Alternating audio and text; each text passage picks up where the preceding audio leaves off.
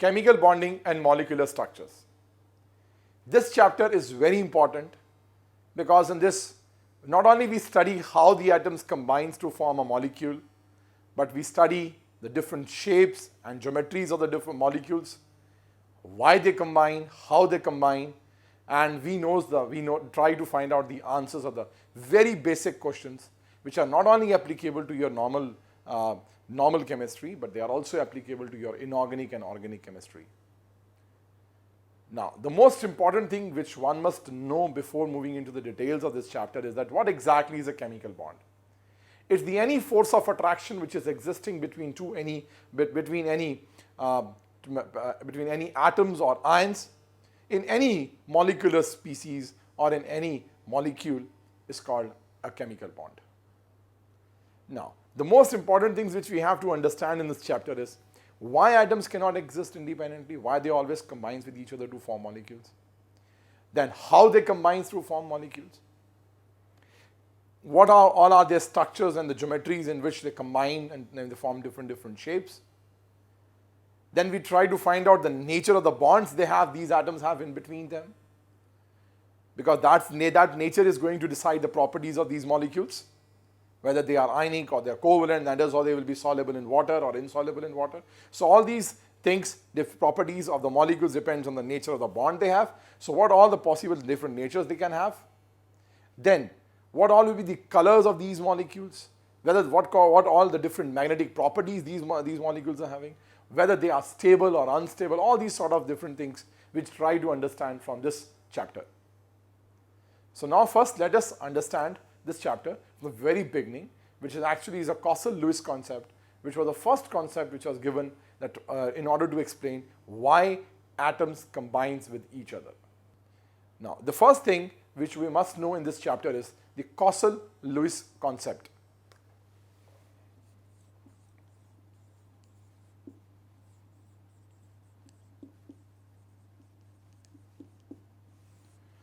Kossel-Lewis concept or Kossel-Lewis approach towards the chemical bond.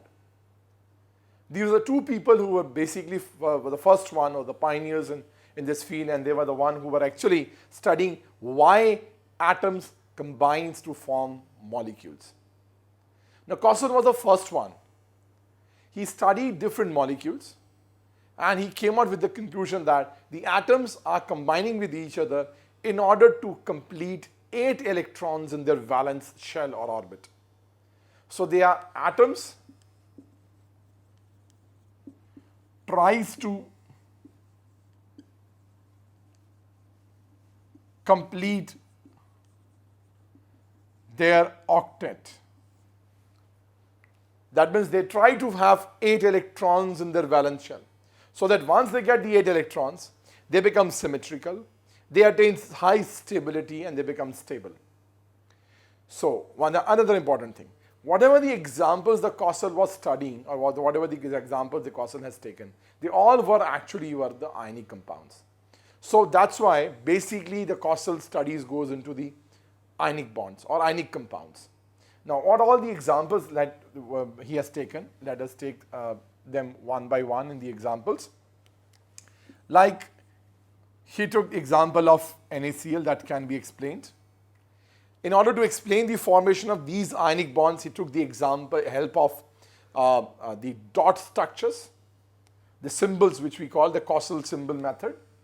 Now, if you were knowing, sodium is having actually 1 electron, so its configuration is 281, and it is allowed to combine with chlorine, which is having 7 electrons, 2, 8, and 7.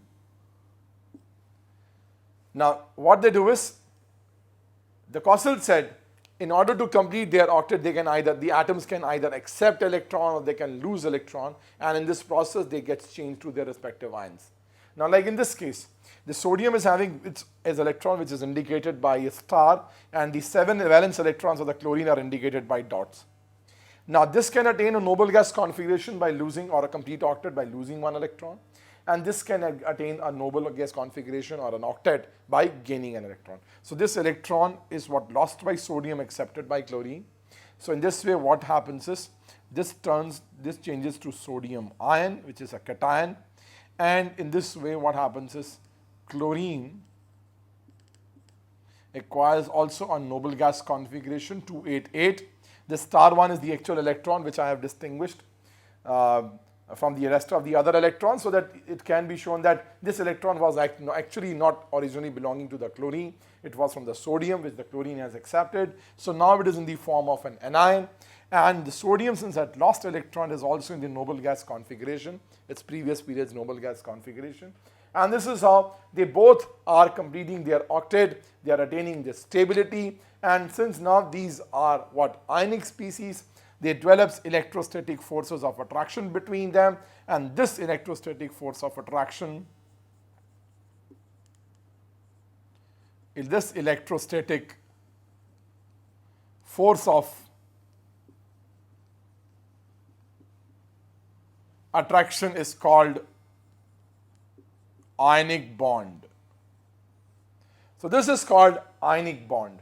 So this is how he was trying to explain the formation of the different molecules.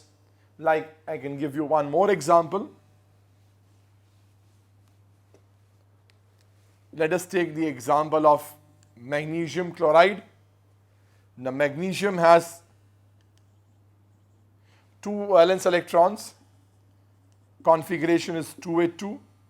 When it is allowed to combine with chlorine, which has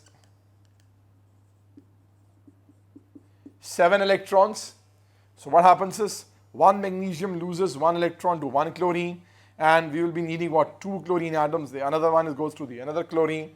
So at the end what we find is this magnesium becomes 2 positive, and there will be 2 chlorine atoms like this, both attaining 288 stable noble gas configuration with complete octet, and this also is now in the complete octet. So this is how the forces of attraction which exist between this magnesium and chloride and magnesium and chloride and are the electrostatic forces of attraction, and the nature of bonding, the nature of the bonding is ionic. So that's most important here in this case. So Kossel was the first one who explained the formation of the molecules on the basis of these simple examples.